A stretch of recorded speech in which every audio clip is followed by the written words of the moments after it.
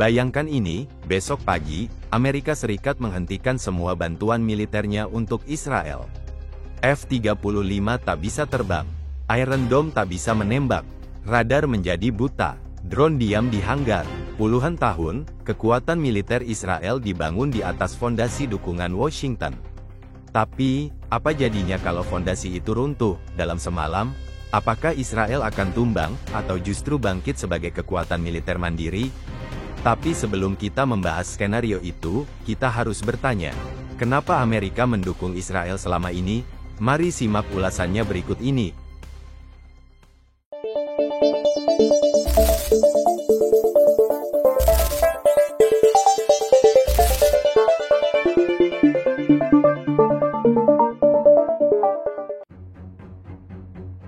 Dukungan Amerika ke Israel bukan soal satu presiden atau satu perang. Ini adalah ikatan sejarah, politik, dan strategi yang sudah dibangun selama lebih dari 70 tahun. Sejarah dan moralitas, setelah Holocaust, muncul konsensus moral di Amerika untuk mendukung negara Yahudi yang baru berdiri. Politik dalam negeri, lobi pro-Israel seperti AIPAC punya pengaruh besar di Kongres dan dalam kampanye presiden.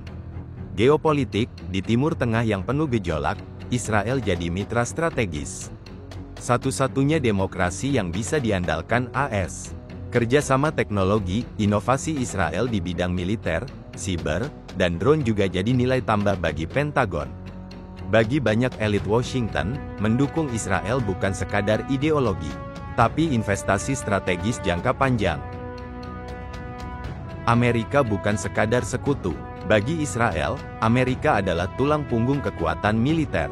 Setiap tahun, lebih dari 3,3 miliar dolar mengalir lewat program Foreign Military Financing. Dengan itu, Israel mendapat akses ke teknologi militer tercanggih di dunia.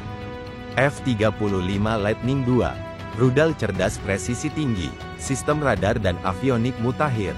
Bahkan Iron Dome, senjata simbolik pertahanan Israel, sangat bergantung pada komponen buatan Amerika. Statistiknya mencengangkan, lebih dari 80% suku cadang sistem utama Israel berasal dari perusahaan pertahanan AS. Dengan lebih dari 600 kontrak aktif senilai 24 miliar dolar, Israel bahkan bisa memproduksi sebagian teknologi, privilege yang tidak dimiliki sekutu lain seperti Mesir atau Yordania. Sekarang, bayangkan hari H.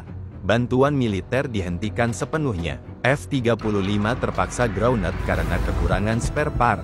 Iron Dome hanya berfungsi sebagian. Di langit, ancaman datang dari dua arah. Rudal Hezbollah dari utara, drone Houthi dari Yaman, roket dari Gaza. Tanpa Amerika, Israel bisa kehilangan 25% kapasitas pertahanan udara hanya dalam beberapa minggu. Dampaknya tidak hanya militer, secara ekonomi, ini juga brutal. Tanpa FMF, Israel harus mencari 3-4 miliar dolar per tahun dari anggaran nasional. Artinya, potong belanja sosial, naikkan pajak, atau tambah utang. Para analis fiskal memperkirakan, tanpa intervensi ekonomi, Israel bisa masuk resesi ringan dalam 2 tahun. Tapi ini bukan akhir cerita. Israel punya kartu as, industri senjata dalam negeri. Elbit Systems, Rafael, dan Israel Aerospace Industries, tiga raksasa ini memproduksi 95% senjata lokal dan mengekspor ke lebih dari 50 negara. Tahun 2025, ekspor militer Israel diprediksi tembus 15 miliar dolar. Dan itu belum termasuk kolaborasi baru, latihan militer dengan India, Yunani, dan UEA, proyek pengembangan drone dan AI militer bersama. Israel juga bergerak cepat dalam teknologi masa depan, AI tempur, pertahanan siber ofensif, navigasi tanpa GPS. Target jangka panjang, kemandirian penuh, tak bergantung pada satu negara pun, bahkan Amerika. Jelas, Israel bisa bertahan tanpa Amerika, tapi harga yang harus dibayar tidak murah.